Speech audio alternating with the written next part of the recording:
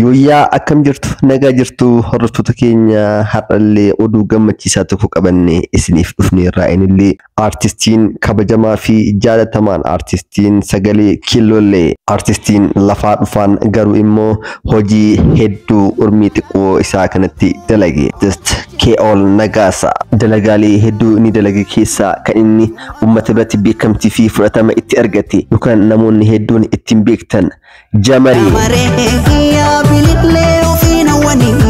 kan argaaf si araadani kan gurmuun si barbaadani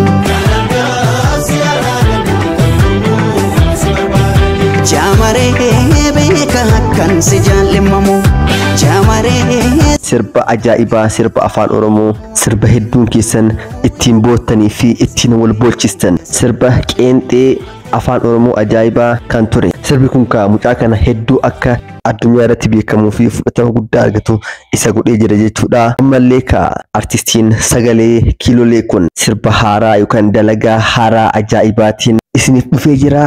Akkamitti naqee baltu Oromoo koo isiniin jechaa jira. Artist Ke'ol Nagaasa sirba haaraa ajaa'ibaa kana yookaan siingilii yookaan qeenxee ajaa'ibaa jaalalaaf dura koo gajjetti beekaa akka wallaagaa lafti otuu anaaf rakkattu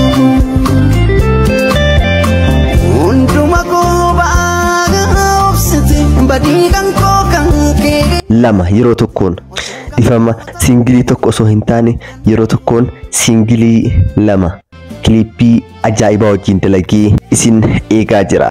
Isinis hordoftoota keenya oduu yookaan immoo odeeffannoo kana akka quba qabdan shakkii hin qabnu miidiyoota garagaraa irratti argitanii akka jirtan shakkii hin qabnu ni hedduunis keessan kan gaafachaa jirtan yoom gadhiifama guyyaa kan gadhiifama kan jedhudha.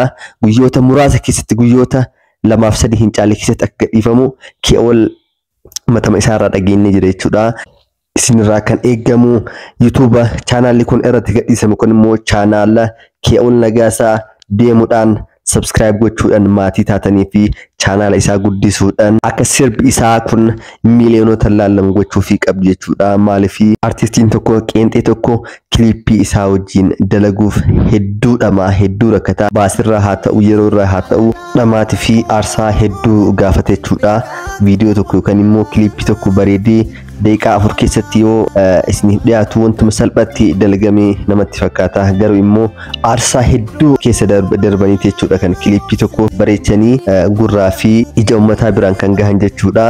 Kanaaf uummanni Oromoo sabni guddaan kun artistoota akkanaa lafaa dhufee fi dandeettii guddaa qaban kana akka hin dhabneef jecha bira dhaabbachuu qaba jechuudha. Bira dhaabbachuun immoo qaamaan arganii yookaan immoo ijaan arganii qarshii yookaan maallaqa kennuu fi qofaa miti. Dalagaa isaan dalagan kana yookaan immoo dhamaatii isaanii kana karaa hedduudhaan jabeessuu fi bira dhaabachuun ni danda'ama jechuudha. Fakkeenyaaf viidiyoo isaanii sirriitti laayik gochuu fi sheer gootanii akka namoota hedduu bira gahuu gochuudhaan ta'uu ni danda'ama. YouTube sirbi bira gadhiifamu kun immoo chaanaala isaanii subscribe gochuudhaan maatii ta'uudhaan chaanaala isaanii audience isaanii guddisuudhaan ta'uu ni danda'ama jechuudha. Kanaaf haala salphaa ta'een hanguma dandeenyuun bira dhaabbachuu ni dandeenya jechuudha.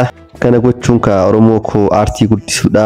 Aartii Oromoo cinaa dhaabbachuudha jechuudha. Maaliif artistoota hedduu jajjaboo fi qaxalee dandeettii guddaa qaban osoo qabnu garuu immoo artistoota sababa garagaraatiin hamileen isaanii bu'ee aartii Oromoo kan irraa dhabne hedduutu jiru jechuudha.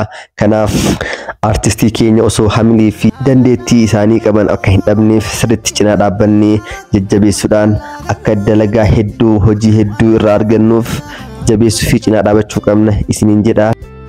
Gama biraatiin sirbi haaraan kun guyyoota muraasa keessatti guyyoota 2-3 hin caalle keessatti akka isin bira gahu waadaan isiniif galee jechuudha. Gamanumaan akkuma duraa ta'uu danda'a waan ta'eef namoonni hedduun sooftii qabachuudhaan akka eedan gamanumaan isin yaadachiifna.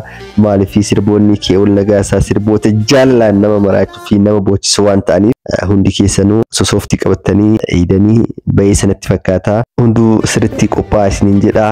Nagaan naaf turaa namoonni YouTube kanaaf kan immoo channel kanaafis haaraa taatan yoo jiraattan subscribe gochuun maatii ta'uudhaan viidiyoo garagaraa oduulee waqtaawaa viidiyoo bashannansiisoo fi barsiisoo ta'an garagaraa haala salphaa ta'een manuma keessan teessanii argachuu ni dandeessan jechuudha. Kanaaf subscribe gochuudhaan illee nu jajjabeessaa isiniin jenna. Omoon galaana waa sababa cuuseete jedhe galaanan kanaaf galaana ta'uu keessan nu garsiisaa isiniin jenna.